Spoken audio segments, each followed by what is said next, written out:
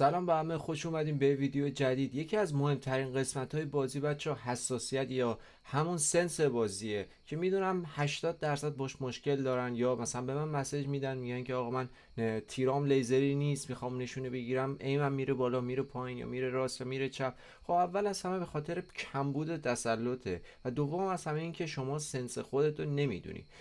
اچھا این روزا دیگه تکنولوژی پیشرفت کرده، یه بازی پیدا کردم، حالا یا اپلیکیشن ولی بهش میگیم بازیه چون خودشو داره بازی واقعا معرفی میکنه و همینم هست. لول داره، مراحلش براتون باز میشه وقتی لول اپ کنید و خیلی تاثیر داره. من واقعا تاثیرش رو فهمیدم اصلا بعد از تا لول 16 رسیدم استفاده کردم و اصلا 2 لول من آورد بالاتر و خیلی خوشحال بودم. دوست داشتم با شما به اشتراک بذارم، برای همین خودم تستش کردم و مطمئن شدم که آقا تاثیر میذاره، صرفا فقط وقت گذروندن یا این چیزا نیست. پس خیلی سریع بریم بچه، یه خلاصه توضیحاتی راجبش بهتون بدم که گنگ نباشید یا مشکلی تو اپ نداشته باشید، دیگه خودتون استاد میشید. آقا بریم توی اپ. شما وقتی که نصب کنید با همچین صحنه روبرو میشید. شما میاید داخل بازی و اینجا اول از همه برید توی ستینگش بالا سمت راست. بعد میبینید که چند تا پریست داره، کال آف دیوتی داره، پابجی داره، فری فایر داره و ایپکس. ما کالافش رو میخوایم که شما کالافش کاستومایز میکنید، این دوتا دکمه اول رو روشن بذارید، ایم اسیست و ادوانس مود انیبل باشه، شوتینگ مود هم روی هیپ فایر بذارید، یا اگر میخواید نشونه بگیرید و نشونتون باز شه وقتی دستتون روی دکمه تیر میزنن روی وان تپ ایدیس بذارید، ولی پیشنهاد میکنم روی هیپ فایر باشه. بعد شما روی کاستومایز لی‌اوت این سمت راست میزنید و حالتون دکمه تیر نشونه ما بیشتر باش کاری نداریم توی این بازی، میذارید جایی که راحتین و جویستیکتون رو میچونید. این پایین هم دکمه اول شخص و دوم شخصه، سوم شخصه ببخشید. خب آقا اینو که تعیین کردی میای بیرون، یکی میای توی سنست.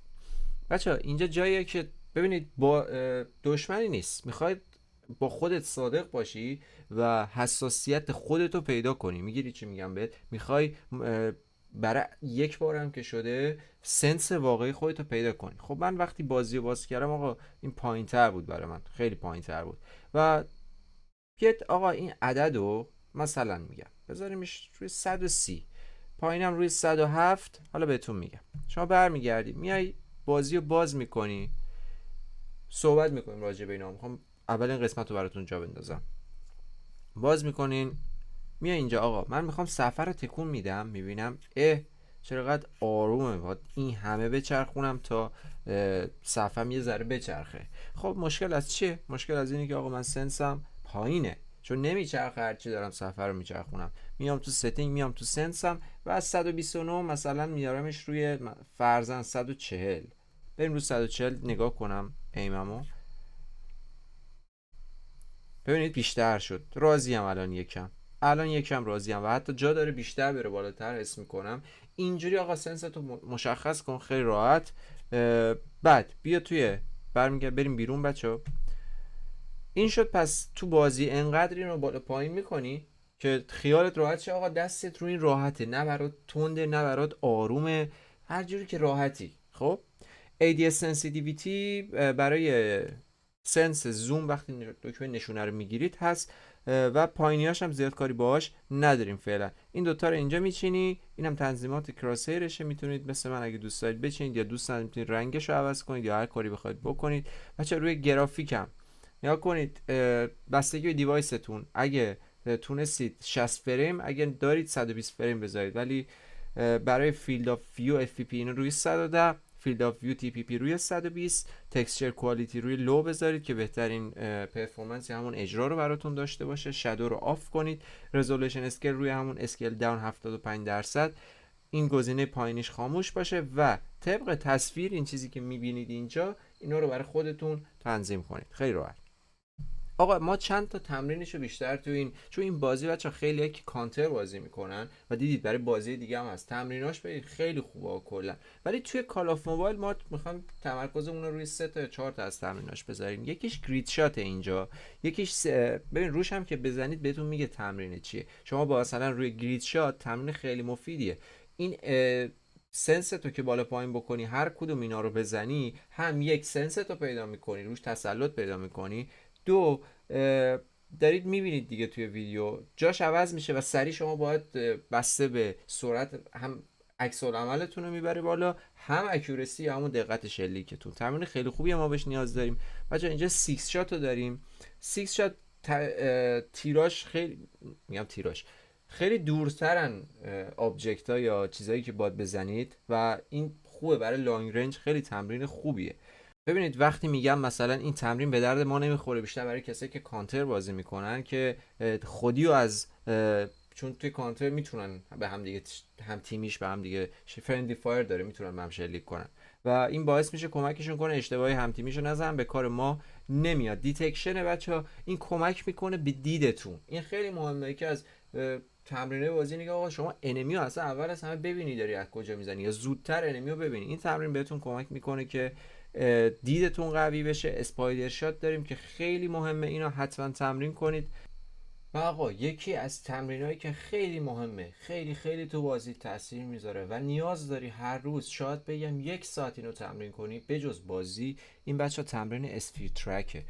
ببین من نمیتونم الان بازش کنم برم نشونتون بدم چون که کپی رایت داره اگه بازش کنم و صفحه رو چون دارم استریم میکنم نشون نمیده به شما و میترسم هم رکورد کنم از روی خود آیپدم و کپی رایت بخورم و این کارو نمیکنیم، قانونی بخوام عمل کنیم. ولی خودش اینجا داره یه ویدیوی خیلی خلاصه نشون میده. آقا این یه توپیه که حرکت میکنه و شما باید این توپه رو دنبال کنید و با اون سنسی که خودتون چیدین و انتخاب کردین از اول که گفتیم باش راحتیم، آقا اینو ترک کنی روی حالت حالا استاندارد اول شروع میکنی، بعد روی ادوانس حرفه‌ای تر شدی و بعد در آخر روی پرو. شما ببین بعد از 1 ماه، اینو یادت نره چی بهت میگم، بعد از 1 ماه اینو تمرین کنی ببین قول یا قول اصلا داره انمی میدوه، میره چپ میره راست میره بالا، هر کاری بکنه شما میتونی ترکش کنی، میتونی ایمت و نشونت رو روی انمی نگه داری. پس یکی از تمرینای خیلی مهمه، یادتون نره. این هم اگه دوست داشتید میتونید تمرین کنید. اسپایدر شات اسمشه که هر توپیو که بزنید جاش عوض میشه و هدف چیه؟ شما سرعتتون رو ببرید بالا. هم پس این قضیه، این برنامه یا بازی رو 2 تا چیزتون خیلی کمک میکنه. یک، روی سرعت عملتون که بارا گفتم سرعت عمل فوق العاده مهمه. 2 و مهمتر از سرعت عمل چیه؟ ایم آقا نشونه گیری. شما موومنت داشته باشی نتونی رو طرف ایم بگیری نشونه بگیری به چه درد میخوره؟ حالا موومنت هم راه خودشو داره، به زودی آموزش حرفه‌ای اونشو یا چه اپی استفاده کنی که کمک میکنه به موومنتت اونم هست برات میذارم. پس اگه منو ساب نداری یا از جای دیگه میبینی ویدیو، همین الان کانال منم ساب داشته باشه. و آقا اینم اضافه کنم در آخر، این برنامه توسط خود اکتیویژن تایید شده و موقع گردونه سویچ بلید برای بار اول، سویچ بلید میتیک برای بار اول اومد توی کالاف توسط ایم لب. شما اگه آرمش رو دقت کنید برید توی بازی، توی قسمت جایی که گان میتیکا رو نشون میده روش بزنید، این آرم ایم لب رو میبینید که اسپانسر این قضیه شده بود و اصلا از طرف خود اکتیویژن تایید شده بود برای تمرین حرفه‌ای بازیتون، سنستون. بجز این خیلی از پلیرهای حرفه‌ای از این استفاده میکنن و اگه شما برید توی لیدربوردش رو چک کنید، کسایی که اول هستن توی این بازی یه مشت اسم چینی مینی میبینید، اسمایی که از چین هستن. پس وقتی یه چینی قفلی زده روی قضیه بدون داستان خیلی خفنه. شما میدونید این چینی و ژاپنی و اینا چقدر خوره این بازی کامپیوتری و این چیزا هستن و سخت تلاش میکنن و دارن با این تمریناشون انجام میدن. پس میتونیم بهش تکیه کنیم. من خودم هم تمرین کردم، واقعا 1-2 لول آوردم بالاتر. بعد در آخر هم روی لپتاپ یا پی سی میتونید اینو انجام بدین، هم روی گوشی هم روی آیپد. امیدوارم که برید واقعا انجامش بدین و براتون مفید باشه. خیلی چاکریم. تا ویدیو بعدی به زودی میبینمتون.